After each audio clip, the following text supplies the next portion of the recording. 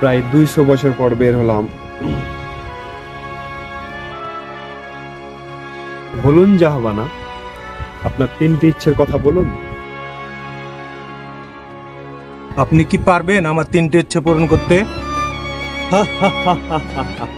বলেই তো দেখুন জাহাবানা। আমার প্রথম ইচ্ছা হচ্ছে কম দামে মাছ মাংস ডিম কিনতে চাই।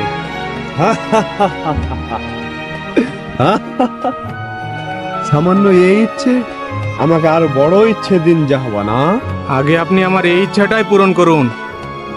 জো আজ্ঞা জাহাবানা।